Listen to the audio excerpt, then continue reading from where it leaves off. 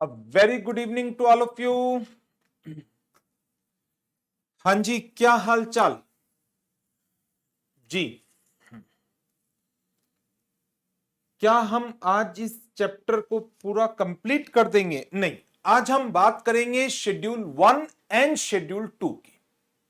कल हमने डिस्कस किया था फंडामेंटल प्रिंसिपल्स को, थ्रेड्स को, नोक्लार को and relevant provisions of Chartered Accountant Act 1949 section 2 subsection 2 section 6 section 7 section 8 section 21 22 24 27।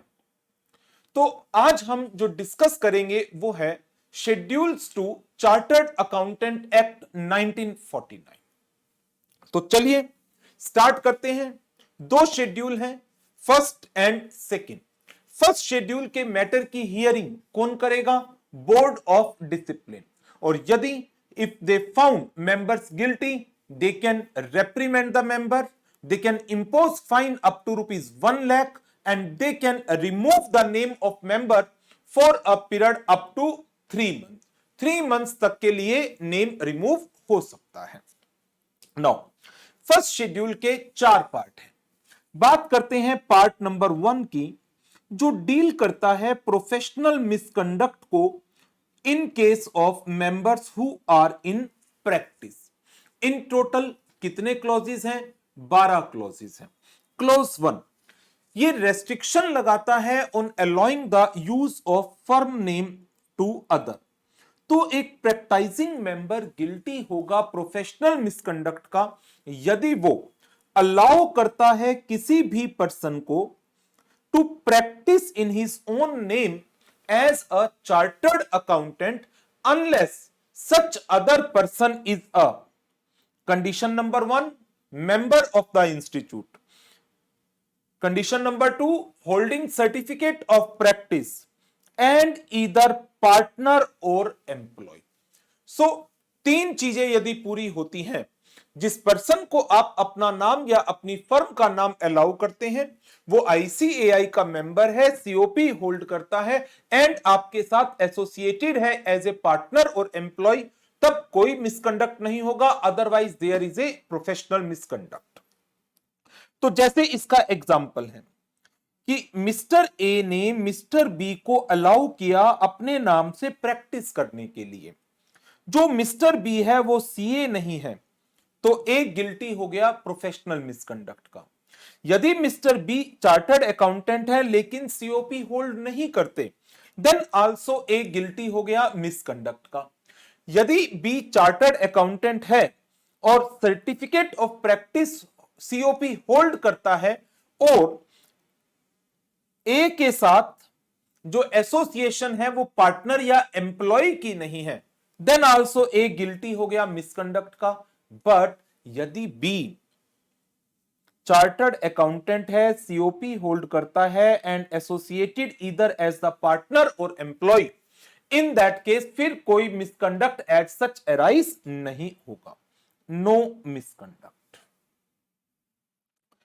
Clause 2 sharing of profits with other.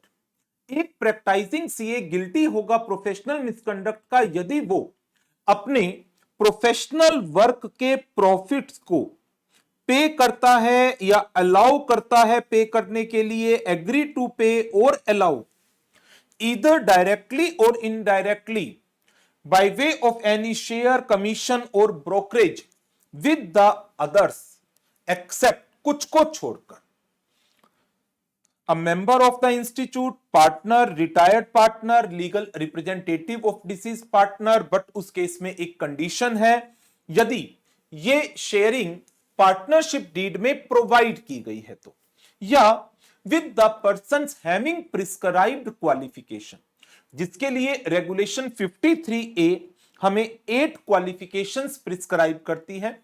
Company secretary, cost accountant, actuary, bachelor of engineering, bachelor of technology, bachelor of architecture, LLB and MBA, या फिर with the persons who are the member of recognized professional bodies। and as per regulation 53A institute of company secretaries of India, institute of cost accountants of India, Indian institute of architect, institute of actuaries of India and members of the bar council. इन 5 institute के members के साथ आप profit sharing arrangement कर सकते हैं। Clear है ना? बहुत सिंपल क्लॉज था ये हमारा।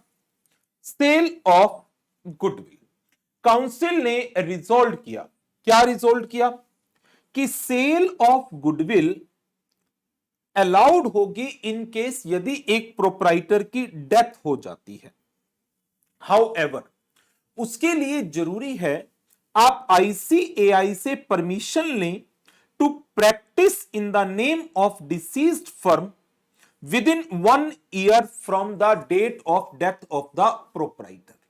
बट यहां पर भी एक पेच फंसता था फिर कि यदि लीगल रिप्रेजेंटेटिव के केस में आपस में कोई डिस्प्यूट एग्जिस्ट करता है तो in case of death of the proprietor जो लीगल रिप्रेजेंटेटिव है वो तो हम कह रहे हैं they are entitled to sell the goodwill of the firm, लेकिन यदि डिस्प्यूट एग्जिस्ट करता है अमंग द लीगल रिप्रेजेंटेटिव तो 2 कंडीशन है।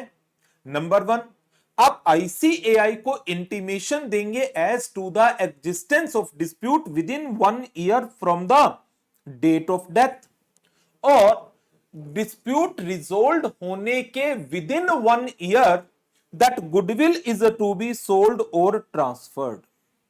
Goodwill to be sold or transferred within 1 year from the date of resolution of dispute।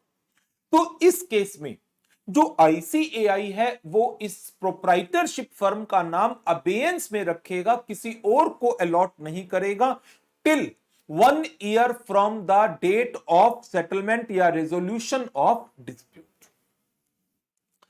In this case ICAI will keep the name of firm in abeyance for a period of 1 year from the date of resolution of dispute।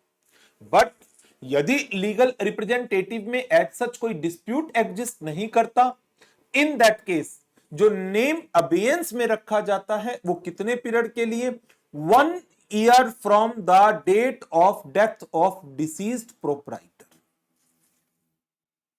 Other points, consideration towards sale of goodwill, ये lump sum determined होना चाहिए, payment आप instalment में कर सकते हो। It should not be based on a percentage of future realisation, कि जितना फ्यूचर में रियलाइज होगा उसका 5% 10% हम लीगल रिप्रेजेंटेटिव को पे करते रहेंगे, ऐसा नहीं होगा। Percentage of future realisation permitted नहीं है। अमाउंट आपको लमसम में ही डिटरमिन करना होगा, दो आप इस अमाउंट को इंस्टॉलमेंट में पे कर सकते हैं। एंड यही same provision sale of goodwill का पार्टनरशिप फर्म में भी अप्लाई हो सकता है, but only in a case कि यदि all the partner die at the same time. In case of partnership firm, when all the partner die at same time, the above council decision would also be applicable। thereafter फिर एक important point है, accepting the assignment wherein a percentage of professional fees जो government deduct कर लेती है, किस लिए? so as to cover up the administration and other expenditure that will not amount to the professional misconduct। it will not amount to professional misconduct। तो ये हमारे point थे इन relation two clause number 3, sorry 2। अच्छा एक से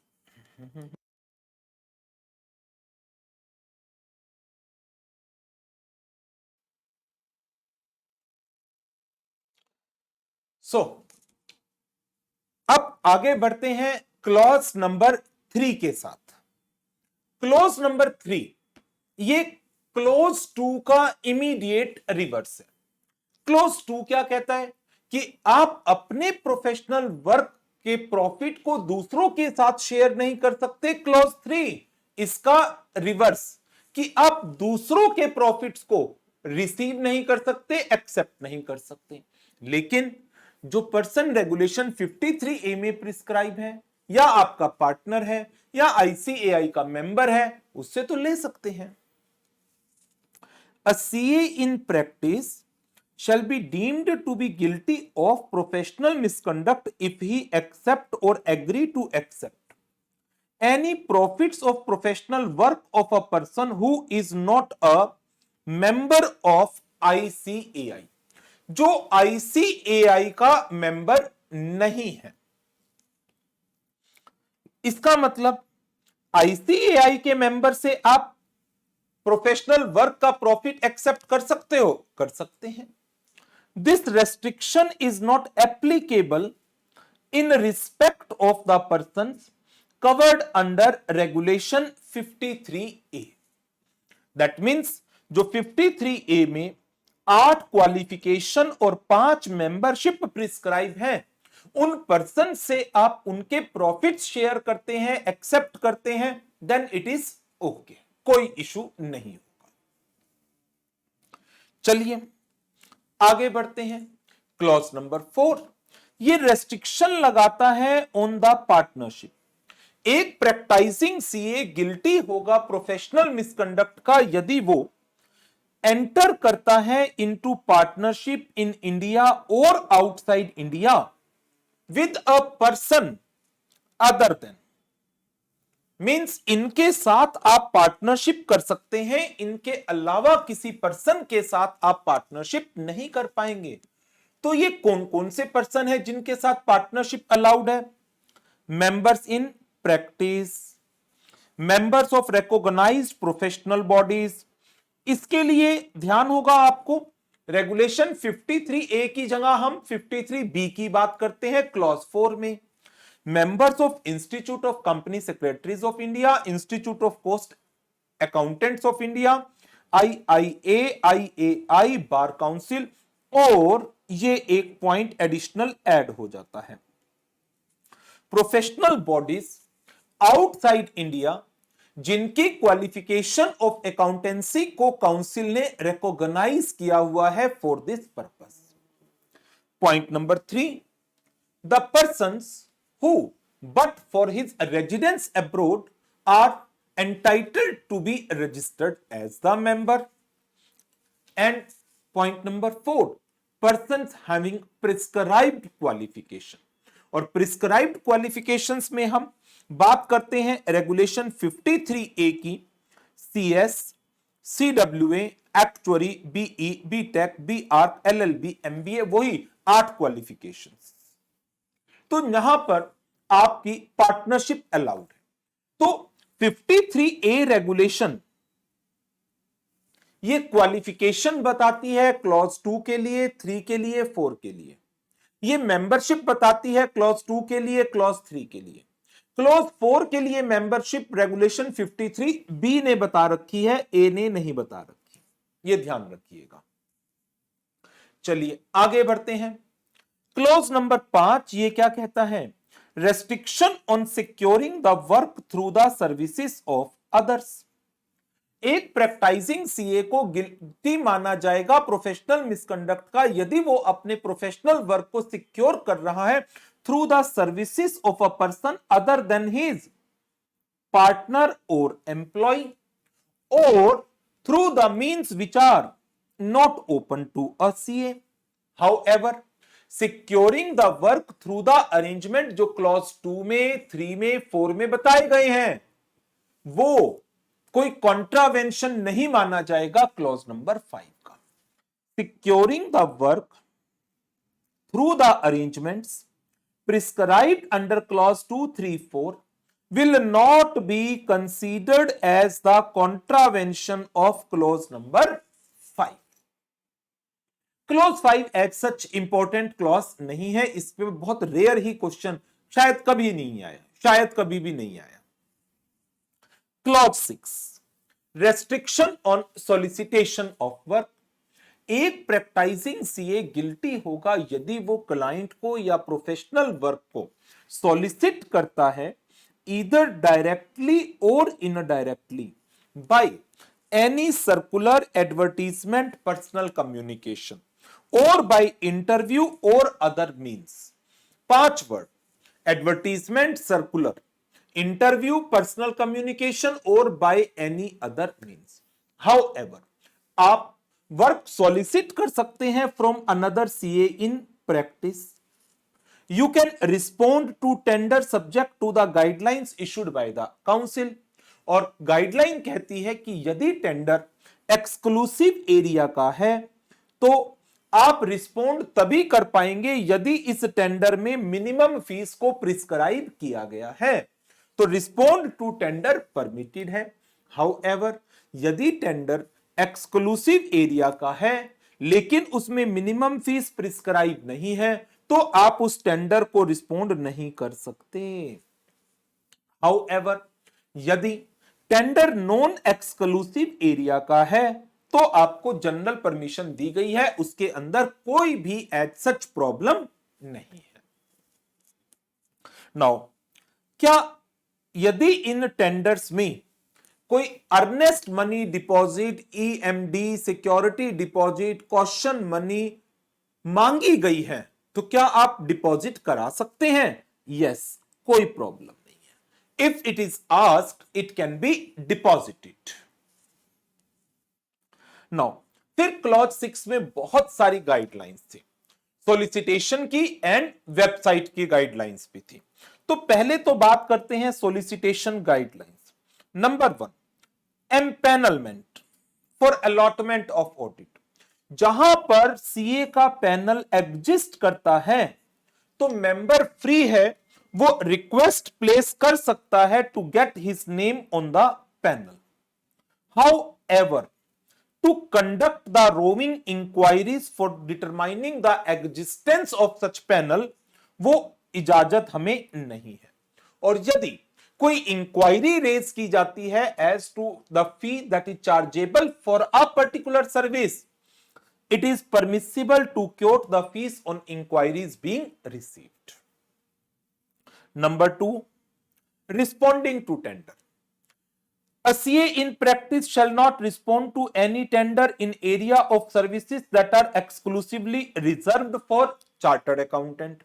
However, ये restriction applicable नहीं होगी जहां पर टेंडर में मिनिमम फीस प्रिस्क्राइब है. EMD और security deposit, Council is of the view that while interference with the practices prevailing for requirement of EMD or security deposit is not required. तो यदि council कहती है कि इंटरफियरेंस नहीं है, जरूरत नहीं है, तो इसका क्या मतलब हुआ? क्या आप ये EMD और सिक्योरिटी डिपॉजिट जमा करा सकते हैं? Of course yes. हाँ, कोई प्रॉब्लम नहीं. Next one, publication of books और आर्टिकल. क्या एक मेंबर कोई आर्टिकल या बुक पब्लिश कर सकता है? बिल्कुल कर सकता है, लेकिन इजाजत नहीं है उस बुक में, उस आर्टिकल के अंदर, उस पब्लिकेशन के अंदर अपनी अटेनमेंट्स को मेंशन करना. It is not permissible to mention in book और article published by a member any professional attainment whether of member or firm of chartered accountants. क्या मेंबर चार्टर्ड अकाउंटेंट डेजिग्नेशन और firm का नाम use कर सकता है उस बुक में या आर्टिकल में? ये इजाजत है. अपनी अटेनमेंट्स मेंशन नहीं कर सकता, बट फर्म का नाम and designation chartered accountant is permitted. Issue of greeting cards. क्या मेंबर्स ग्रीटिंग कार्ड पर, जो ग्रीटिंग कार्ड या इनविटेशन कार्ड है किसी फैमिली फंक्शन के, रिलीजियस सेरेमनी के, ओपनिंग सेरेमनी ऑफ ऑफिस के, तो क्या उनमें मेंबर अपना डेजिग्नेशन चार्टर्ड अकाउंटेंट यूज कर सकता है और अपनी फर्म का नाम दे सकता है? जी हां, दे सकता है. कंडीशन है कि ये greetings and invitation card will be issued only to the clients, relatives and friends of that member. Member is permitted to use the designation chartered accountant and name of firm in the greeting cards or invitation etc. provided these are sent only to the client's relative and friends of the member. इस तरह का एक question था जहां पर एक partner ने, एक पर्सन ने अपने पार्टनर के रिलेटिव को अपने पार्टनर के क्लाइंट को भेजा था, तो मिसकंडक्ट बन जाता है। Advertisement for silver, golden and like celebration, advertisement of events is not permitted. However, advertisement of golden jubilee, silver jubilee, आप इनकी सेलिब्रेशन की एडवर्टीजमेंट कर सकते हैं, बट इन द न्यूज़पेपर और newsletter of the ICAI। Sponsoring activities, क्या एक partnership, क्या एक सीए फर्म एक इवेंट को स्पॉन्सर कर सकती है? जवाब है नॉट परमिटेड। लेकिन if the event is organised by the programme organising unit of ICAI, जिसके लिए प्रोफेशनल एजुकेशन डायरेक्टरेट से प्रायर अप्रूवल ली गई है, ऐसे इवेंट को स्पॉन्सर किया जा सकता है। एंड यदि ये इवेंट किसी CSR एक्टिविटी से रिलेटेड है, तो वहां पर मेंबर अपना नाम along with prefix CA use कर सकता है, लेकिन फर्म का नाम एंड CA लोगो ये अलाउड नहीं होता। Soliciting the work by roving inquiries. Roving inquiries, that means कि issuing a letter, email, circular to the person who are required to have the services of chartered accountant is not permitted, as it amounts to advertisement. Scope of representation under section 140 subsection 4. Clear है कि representation should not be used to secure needless publicity and soliciting for his continuance as the auditor. Representation is to be set out in a dignified manner how the member has been acting independently throughout his term of office and his willingness to continue as the auditor if member permit. Acceptance of original professional work. Acceptance of original professional work from a client introduced by another member is not permitted. But original work के अलावा कोई और professional work directly हमारे पास आता है client का, then it is our duty to ask the client that he should come through the other member who is dealing generally with his original work. Original work तो accept करना ही नहीं है, इसके अलावा कोई और वर्क आ जाए तो वहां पर भी हमें इस बात का ध्यान रखना है कि हमें मेंबर को, हमें क्लाइंट को कहना है please come through the other member. Public interview इजाजत है, लेकिन it should not result into any kind of publicity. इसमें किसी भी तरह की पब्लिसिटी नहीं होनी चाहिए। ये गाइडलाइंस थी सॉलिसिटेशन की। आगे बात करते हैं council guidelines for development of website. अब member who is in practice or a firm of chartered accountant, they are permitted to create and develop the website, जिसके लिए कोई standard format as such prescribe नहीं किया गया, and there is no restriction on use of colours. Website should run on pull model, not on push model of technology. Website का address आप office की stationery पर दे सकते हैं, अलाउड है। आप logo other than the logo prescribed by the ICAI use नहीं कर सकते। Photograph only passport style photograph of member is permitted, कोई अदर फोटोग्राफ अलाउड नहीं है। Educational videos on professional relevant topic, आप उनका लिंक दे सकते हैं अपनी वेबसाइट पर। Chat rooms can be provided, but condition है chatting should be among the members and between the firm and its client, and confidentiality protocol would have to be observed. क्या firm document management facility provide कर सकती है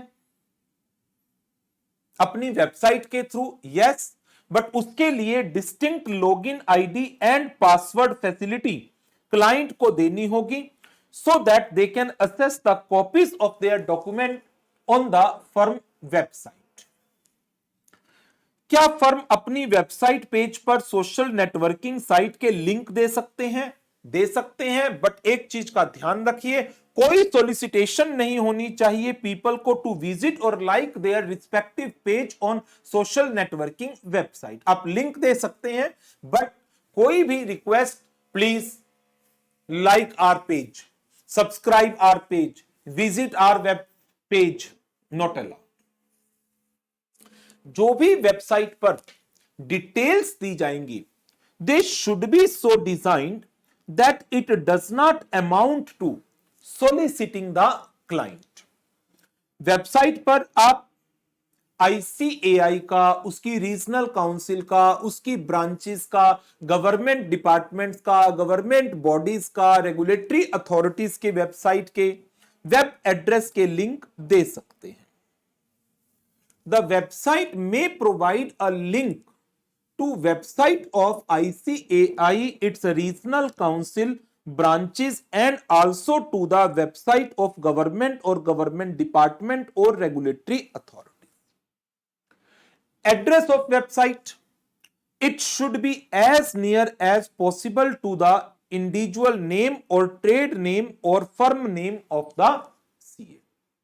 और जो सबसे important point है, क्या हम वेबसाइट पर क्लाइंट का नाम और जो फीस उनसे चार्ज की है वो मेंशन कर सकते हैं? जिसका जवाब है जनरल नो, एक्सेप्ट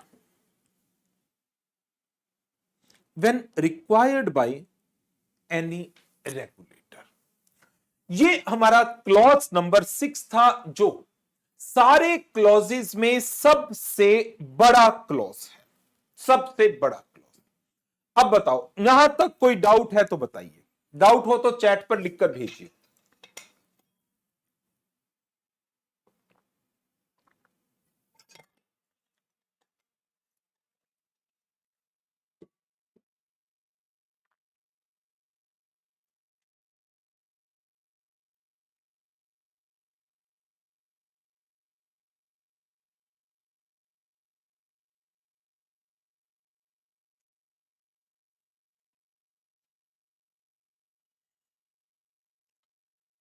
हाँ जी, कोई डाउट नहीं अभी तक, चलो बहुत अच्छे। नेक्स्ट, फिर आगे बढ़ते हैं। नेक्स्ट है क्लॉज नंबर 7। क्लॉज 7 रेस्ट्रिक्शन लगाता है एडवर्टीजमेंट के ऊपर। एक प्रैक्टिसिंग सीए वो अपनी प्रोफेशनल अटेनमेंट्स को और सर्विसेज को एडवर्टाइज नहीं कर सकता, या any designation other than chartered accountant on the professional document, letter head, visiting card use नहीं कर सकता। ना तो आप अपनी प्रोफेशनल अटेनमेंट्स और सर्विसेज को एडवर्टाइज कर सकते हैं, ना ही आप चार्टर्ड अकाउंटेंट डेजिग्नेशन के अलावा कोई और डेजिग्नेशन अपने professional document like letter head, visiting card के ऊपर दे सकते हैं। लेकिन रिकॉग्नाइज्ड क्वालिफिकेशन और memberships of other recognized institution may be used. Guidelines with respect to advertisements, the words like income tax consultant, cost consultant, management consultant allowed ही नहीं है। कोई भी description other than chartered accountant allowed नहीं है।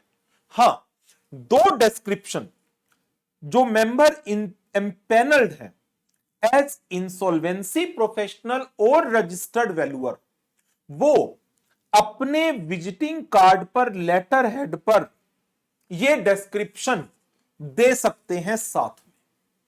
But इसके अलावा कोई भी और designation member of parliament, advocate, company secretary, cost accountant नहीं दे सकते, बेशक आप इन एक्टिविटीज को साथ में कर रहे हैं with the permission of ICAI। Persons who are eligible otherwise subject to the permission में प्रैक्टिस एज एडवोकेट। आप एज ए एडवोकेट प्रैक्टिस कर सकते हैं, बट दोनों designation chartered accountant and advocate इन्हें साइमल्टेनियसली यूज नहीं कर सकते। यह पॉइंट इंपॉर्टेंट है। Any CA who is acting as a director in the company is permissible to appear in the, उसका नाम प्रोस्पेक्टस में दिया जा सकता है। However any detail or description regarding his expertise, specialization and knowledge in any particular field, it is not permitted. Use of any logo or monogram of any kind, form, style, design, color, whatsoever on any material, media, prohibited. कोई भी लोगो आप किसी भी office document पर, letter head पर, visiting card पर, name board पर, name plate पर, साइन बोर्ड पर, वेबसाइट पर, इंटरनेट पर, कहीं पर भी नहीं दे सकते, नॉट अलाउड। हां, जो कॉमन लोगो आईसीएआई ने प्रिस्क्राइब किया है दैट इज ओके, वो आप यूज कर सकते हैं, उसमें कोई चैलेंज नहीं है। क्या आप सीए लोगो को स्टैंप में यूज कर सकते हैं? Yes, use of CA logo in the stamp is permissible subject to logo guidelines। ये था हमारा क्लॉज नंबर 7। कोई डाउट हो तो साथ साथ भेजते रहिएगा।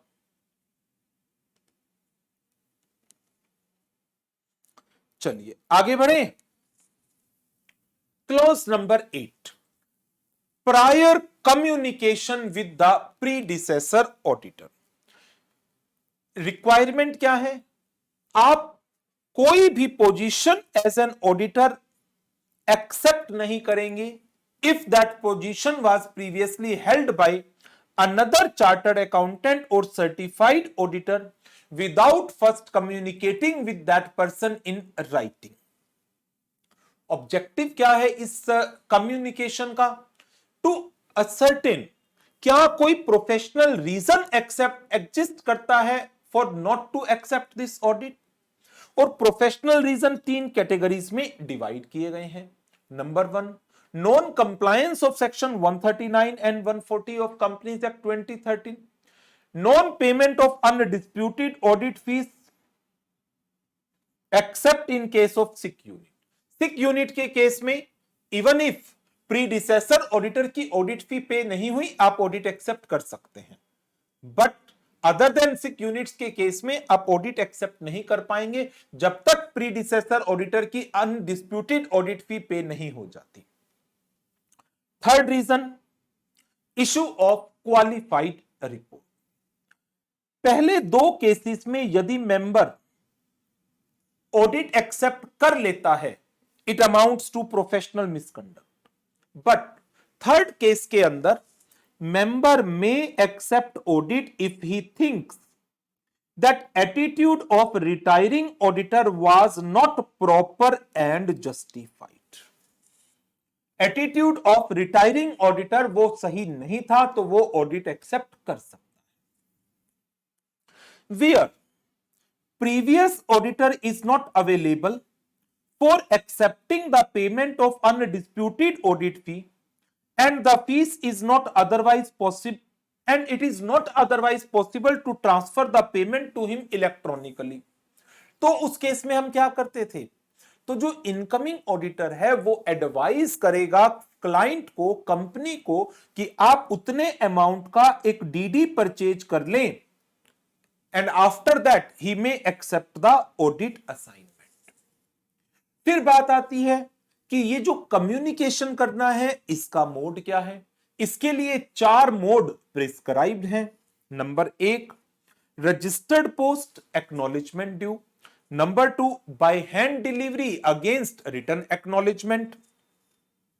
Acknowledgement of communication from retiring auditor wide email address registered with the institute or his last known official email address जो उसका लास्ट नोन ईमेल एड्रेस है या ईमेल एड्रेस जो आईसीएआई के साथ रजिस्टर्ड है, दोनों में से किसी भी ईमेल से एक्नॉलेजमेंट चलेगी, या UDIN generated on the web portal of ICAI.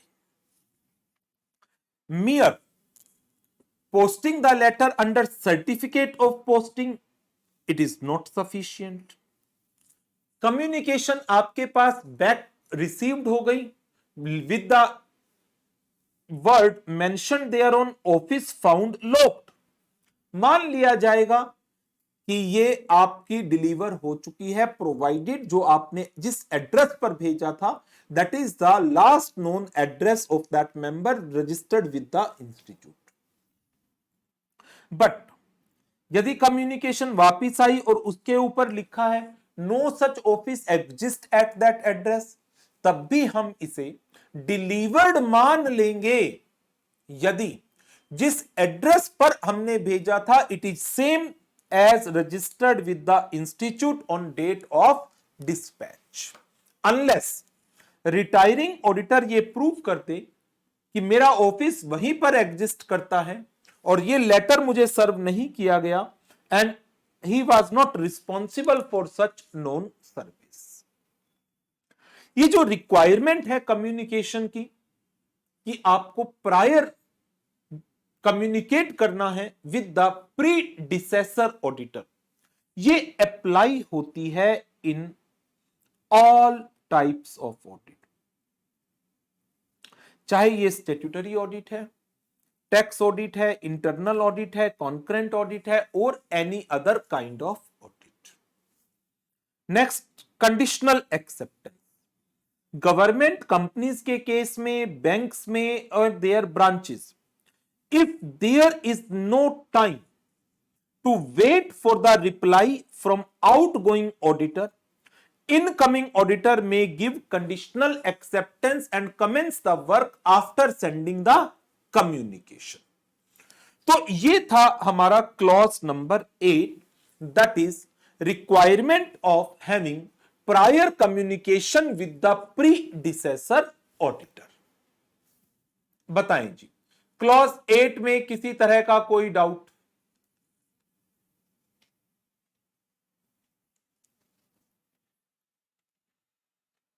आगे कंटिन्यू करें. Clause number 9, compliance of section 139 and 140 of companies act 2013. ये क्या कहता है? A CA in practice shall be deemed to be guilty of professional misconduct if he accepts an appointment as the auditor of the company without first ascertaining the compliance of section 139 and 140 of Company Act 2013. Read with section 141. और इसमें ये एक topic theoretically important है. क्या?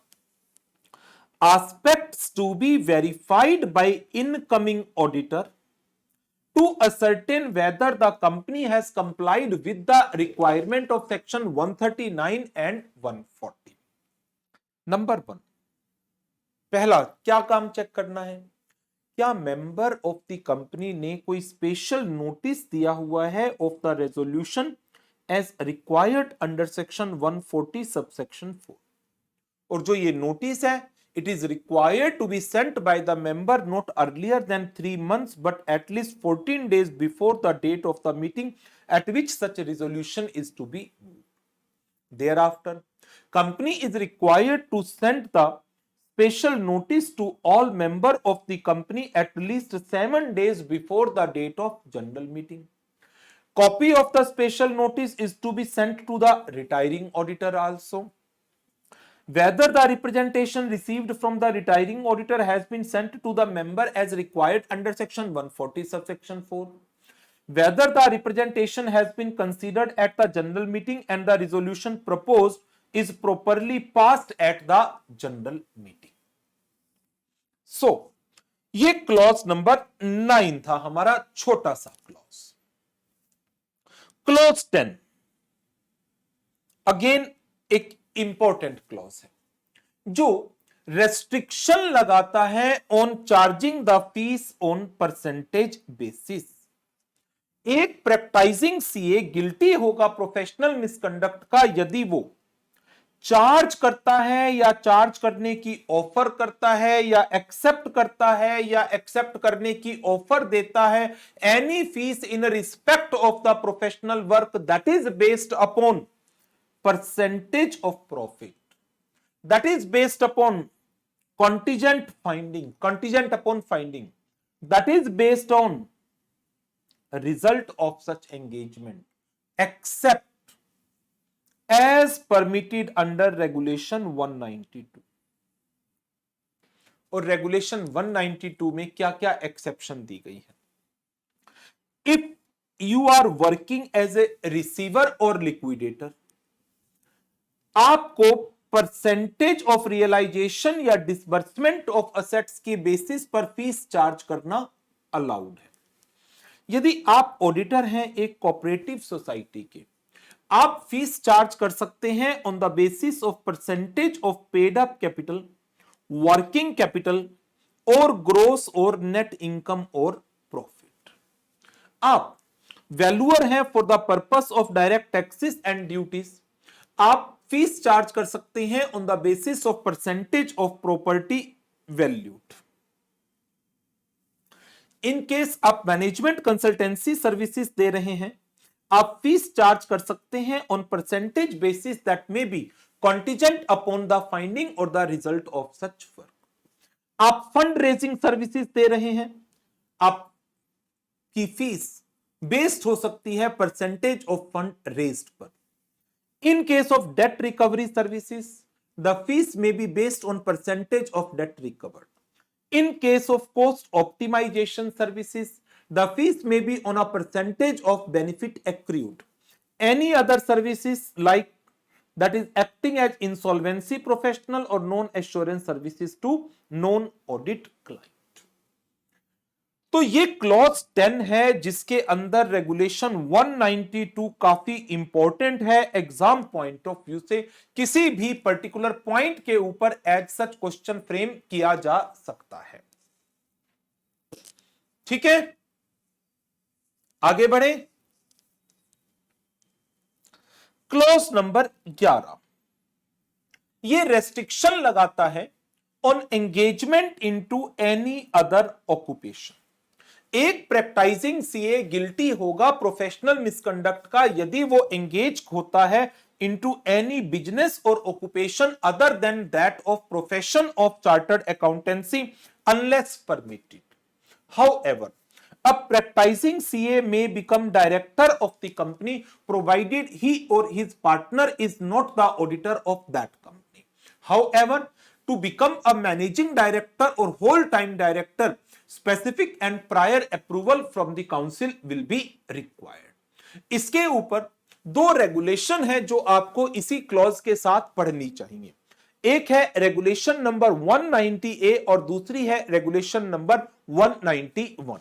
Regulation 190A वो आपको बताती है कौन से ऐसे ऑक्यूपेशन हैं जिसमें एक प्रैक्टाइजिंग सीए अपने आप को एसोसिएट कर सकता है, जिसके लिए काउंसिल ने जनरल परमिशन ग्रांट कर रखी है या जिसके लिए specific and prior approval from the council will be required.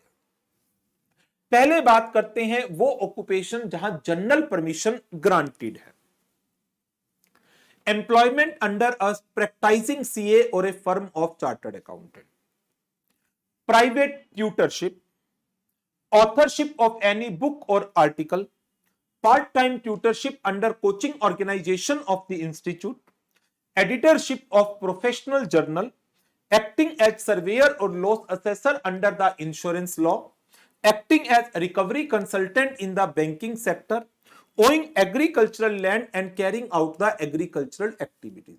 These are certain activities which a practicing member can undertake without any approval from the council because general permission has already been given by the council. However, for the activities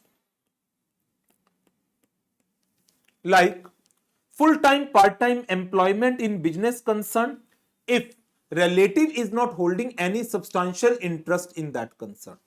Full-time or part-time employment in non-business concern.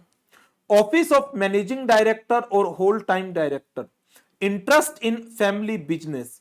Part-time or full-time lecturership for courses other than ICAI examination. Part-time, full-time tutorship under any educational institution. Editorship of journal other than professional journal or any other business or occupation जिसके लिए executive committee may consider that permission may be granted.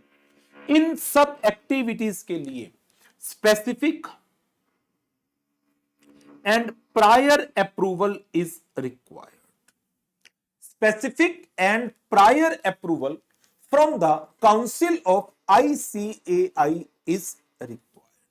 और एक चीज का ध्यान रखिएगा, जो teaching से रिलेटेड एक्टिविटीज हैं, private tutorship, part time tutorship with ICAI, part time और फुल टाइम ट्यूटरशिप जिसके लिए परमिशन चाहिए, ये सारी जो टीचिंग है वहां पर आपके direct teaching hours should not exceed 25 hours in a week so as to undertake the attest function.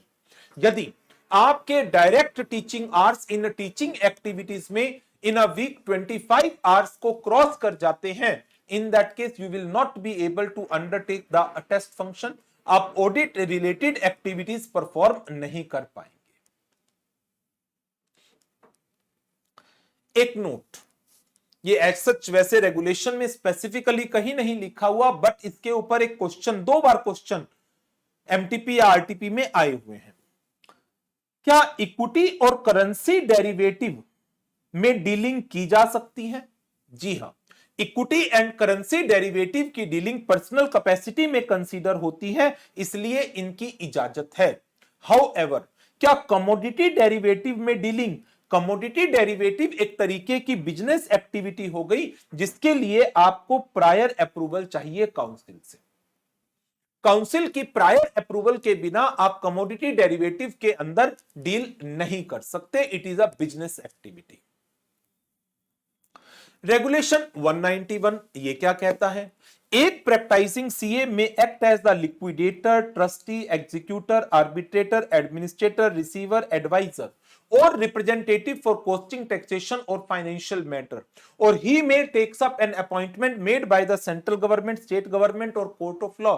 He may act as the secretary unless his appointment is on salary cum full time basis.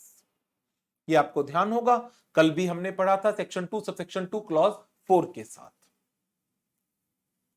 Note, in a situation, यदि एक practising CA एक company में director है और वो company एक holding company है दूसरी कंपनी की, then it is recommended that he should not accept the audit of the subsidiary company. Example, Mr. A is a director of H, whereas whether Mr. A can accept audit of S Limited.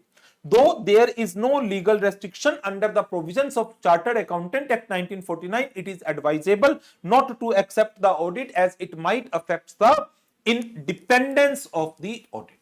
ये उस practising CA की independence को greatly affect करता है. Last clause of part number 1, clause number 12 क्या कहता है? एक प्रैक्टिसिंग सीए गिल्टी होगा प्रोफेशनल मिसकंडक्ट का यदि वो अलाउ करेगा अपने बिहाफ पर या अपनी फर्म के बिहाफ पर किसी रिपोर्ट को या फाइनेंशियल स्टेटमेंट को साइन करने के लिए दूसरे पर्सन को, और वो दूसरा पर्सन प्रैक्टिस में नहीं है, दूसरा पर्सन उसका पार्टनर नहीं है. तो दैट मींस एक प्रैक्टिसिंग सीए अलाउ कर सकता है only to a person who is a member holding certificate of practice and his partner to sign any report on financial statement on his behalf or on the behalf of his firm. इसके अलावा कोई भी नहीं. However, it is clarified by the council that power to sign the routine documents can be delegated. जहां पर कोई professional opinion या authentication required नहीं होती. Example, issue of audit queries during the course of audit, asking for information or issuing the questionnaire, letter forwarding draft observation or financial statement, initiating or stamping of voucher and schedules, acknowledging or and carrying out routine correspondence with the client, issue of memorandum of cash verification and other physical verification, issuing the acknowledgements for the records produced, raising of bills and issuing acknowledgement for the money receipt, attending to routine matter in tax practice, any other matter incidental to office administration and routine work. ये वो सारे के सारे matter हैं जहां पर as such कोई professional opinion required नहीं है, कोई professional authentication as such required नहीं है, एंड हेंस यहां पर अथॉरिटी डेलीगेट की जा सकती है। तो इसके साथ हमारा क्लॉज 1 से लेकर clause 12 part 1 of the first schedule cover up हो जाते हैं। जल्दी बताइए, कोई doubt? Any doubt?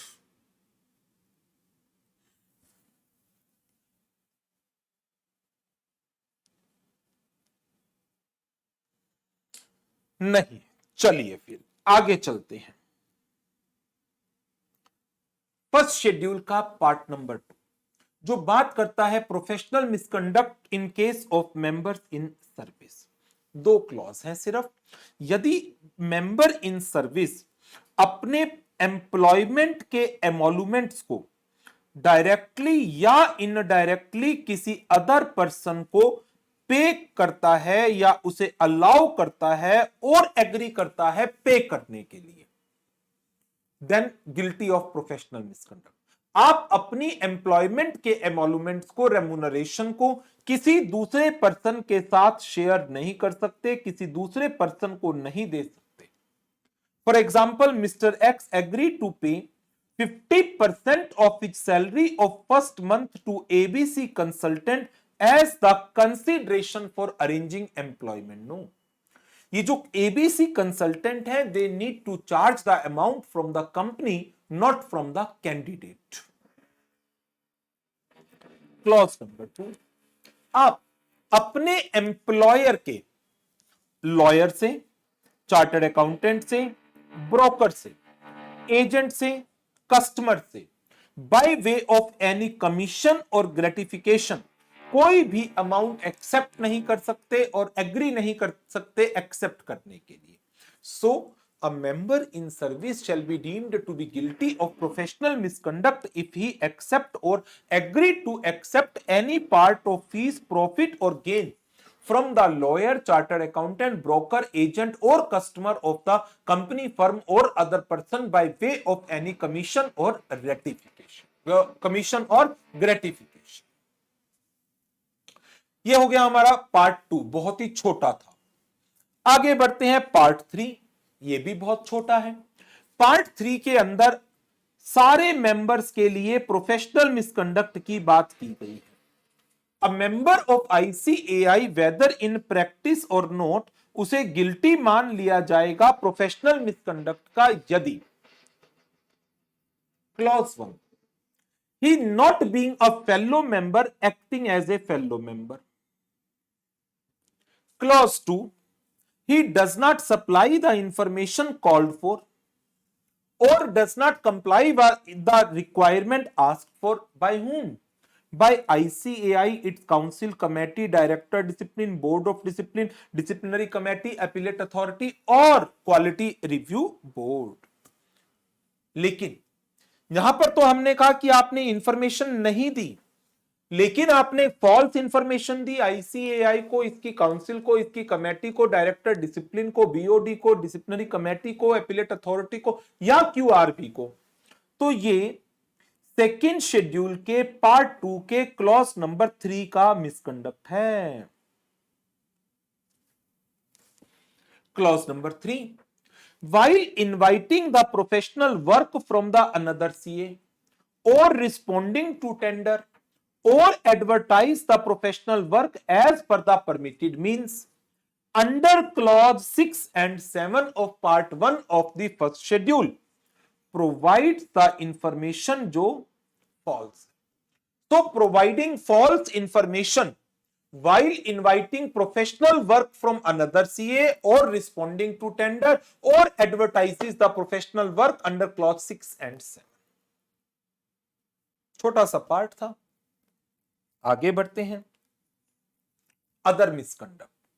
First schedule के अंदर पार्ट 4 में 2 क्लॉज हैं, क्लॉज 1, क्लॉज 2.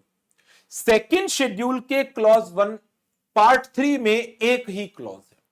तो एक मेंबर गिल्टी होगा अदर मिसकंडक्ट का यदि उसे किसी सिविल या क्रिमिनल कोर्ट ने दोषी माना है ऐसे ऑफेंस का जिसके लिए 6 महीने तक की इंप्रिजनमेंट की सजा है, या फिर उसने कोई ऐसा काम किया है which bring any disrepute to the profession और the institute as a result of his conduct.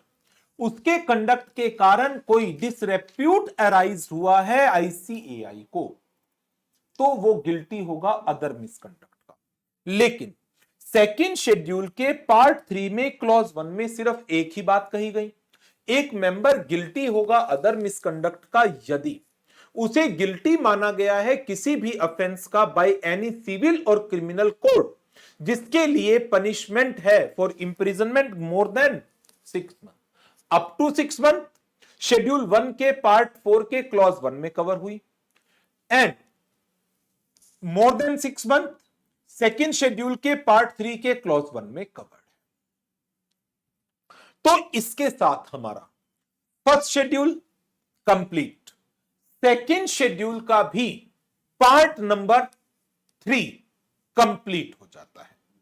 यहां तक के टॉपिक में कोई डाउट है तो बताएं. Any doubt till this point? हमने 12 क्लॉज पार्ट 1 के, 2 क्लॉज पार्ट 2 के, 3 क्लॉज पार्ट 3 के, 2 क्लॉज पार्ट 4 के और 1 क्लॉज सेकेंड शेड्यूल के पार्ट 3 का भी कवर अप किया है. यहां तक के टॉपिक में कोई डाउट है तो बताएं, अदरवाइज फिर हम आगे कंटिन्यू करेंगे सेकेंड शेड्यूल पार्ट 1 के ऊपर. तो कोई डाउट है तो मुझे लिखकर भेजिए.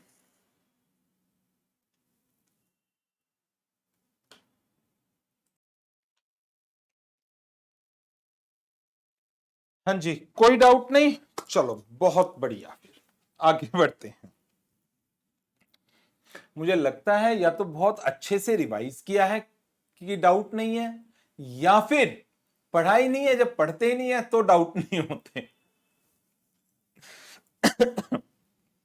चलो, सेकेंड शेड्यूल में 3 पार्ट हैं. पार्ट 1 जो प्रोफेशनल मिसकंडक्ट है प्रैक्टाइजिंग मेंबर का, जिसके अंदर 10 क्लॉजेस हैं.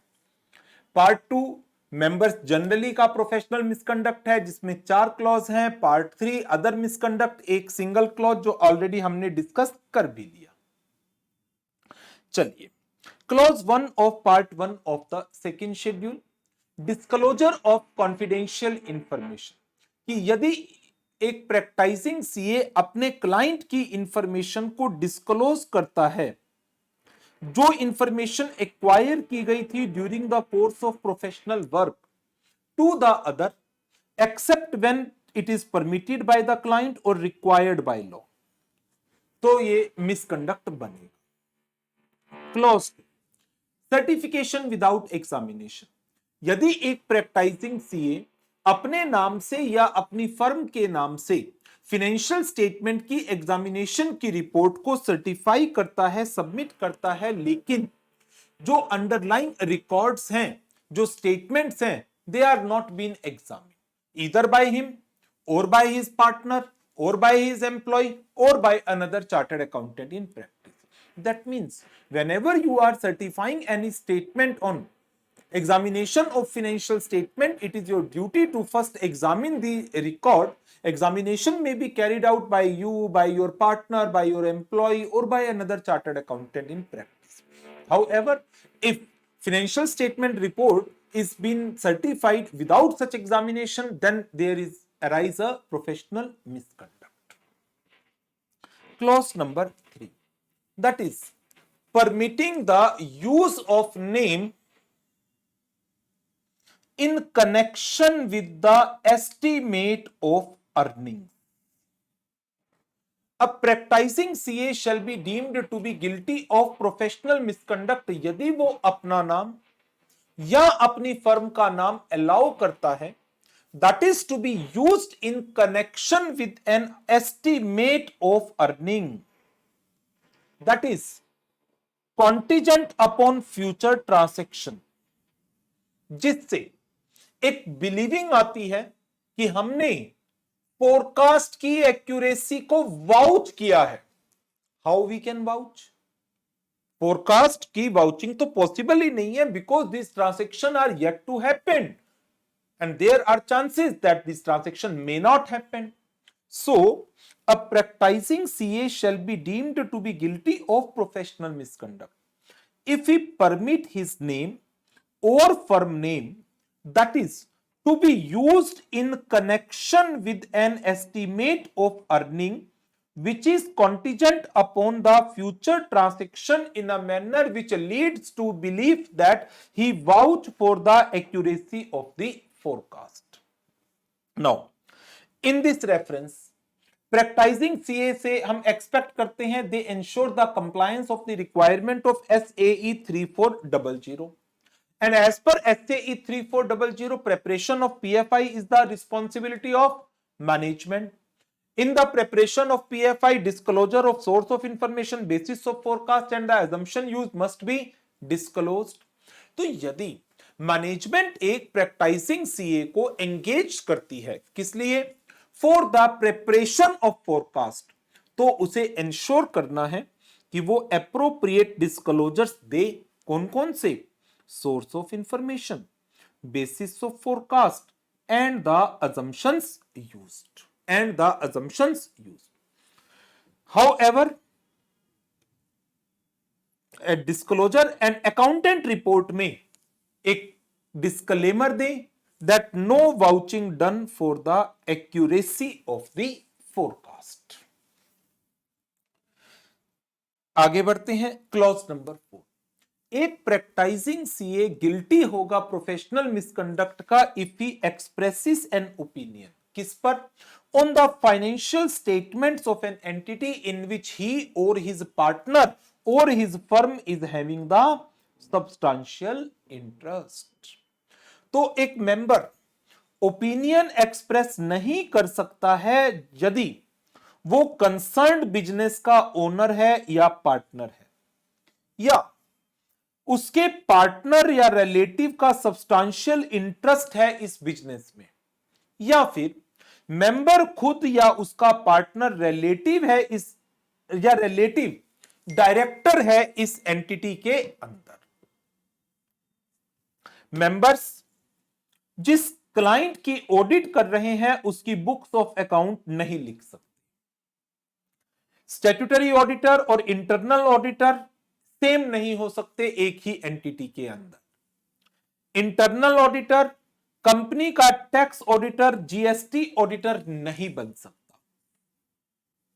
Member shall not accept the assignment of audit of a company for a period of, very important point, 2 years from the date of his completion of tenure as the director or resignation as the director of the company. Means यदि आप किसी company में director थे और आपने वहां पर resign कर दिया या आपका tenure as a director complete हो गया और आप सीए की प्रैक्टिस के अंदर भी हैं, एक प्रैक्टिसिंग सीए डायरेक्टर हो सकता है एक कंपनी में. तो अब क्वेश्चन है कि आपने डायरेक्टरशिप छोड़ दी, तो डायरेक्टरशिप छोड़ने के बाद क्या आप उस कंपनी में एज ए ऑडिटर बन सकते हैं? Provision is after cooling period of 2 years. After cooling period of 2 years. Clause number 5. एक मेंबर गिल्टी होगा प्रोफेशनल मिसकंडक्ट का if he fails to disclose a material fact known to him which is not disclosed in the financial statement, जिसका disclosure required था, which is necessary to make the financial statement not misleading, when he is associated with these financial statement in professional capacity either as a auditor, accountant or reviewer, किसी भी capacity में professionally वो in financial statements के साथ जुड़ा हुआ था और उसकी नॉलेज में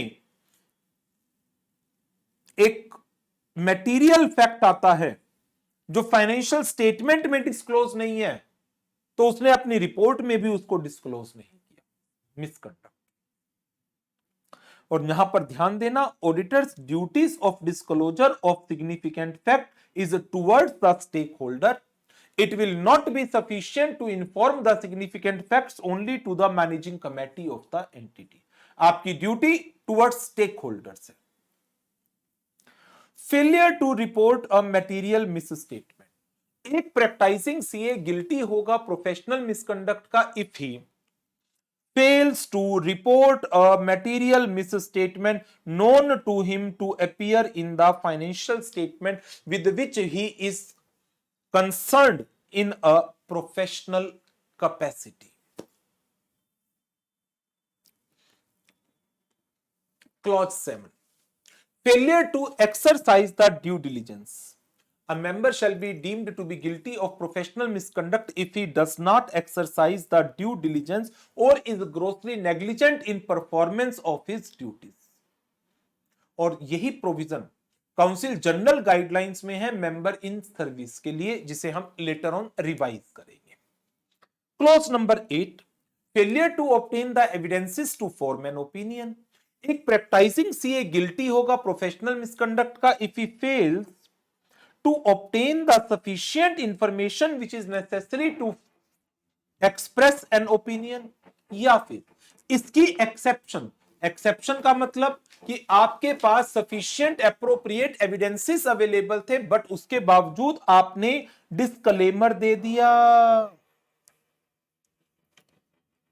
Its exceptions are sufficiently material so as to negate the expression of opinion. That means कि आपके पास एविडेंस अवेलेबल थे जिसके कारण आप एक्सप्रेशन ऑफ ओपिनियन को निगेट नहीं कर सकते थे।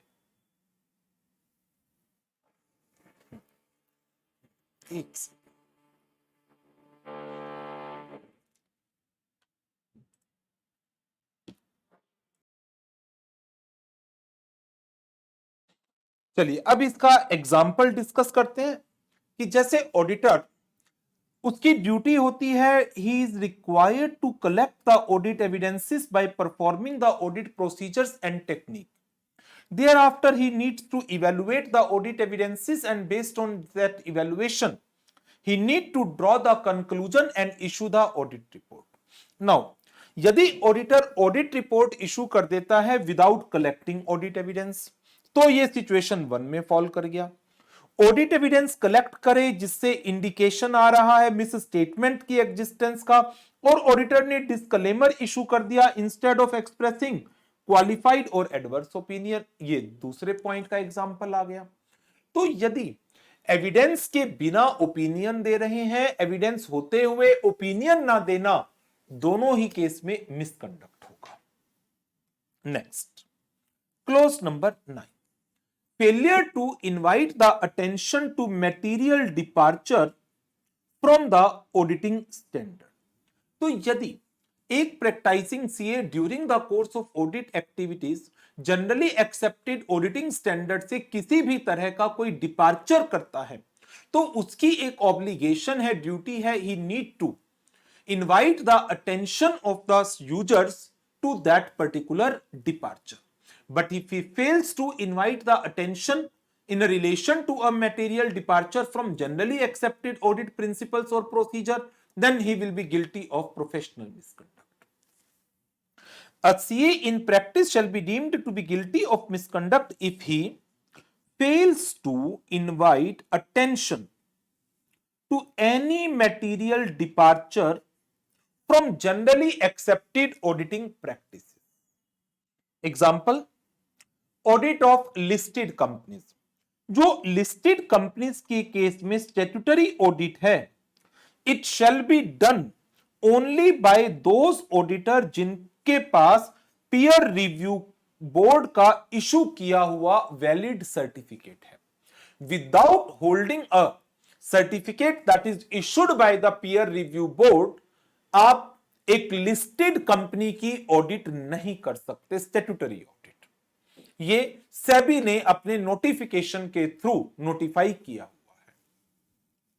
नंबर 2, मेंबर्स, उन्हें जो भी वो अटेस्टेशन एंगेजमेंट्स की रिपोर्ट्स इशू करते हैं या कोई भी सर्टिफिकेट जो इशू करते हैं, उनके ऊपर अपना मेंबरशिप नंबर एंड फर्म का रजिस्ट्रेशन नंबर मेंशन करना मैंडेटरी है।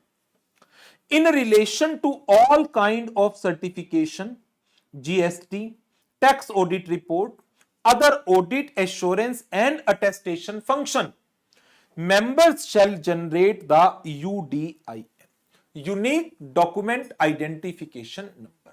ये कुछ जनरल ऑडिटिंग प्रैक्टिसेस हैं, यदि इनका कंप्लायंस नहीं होता है देन क्लॉज 9 का मिसकंडक्ट अराइज होगा।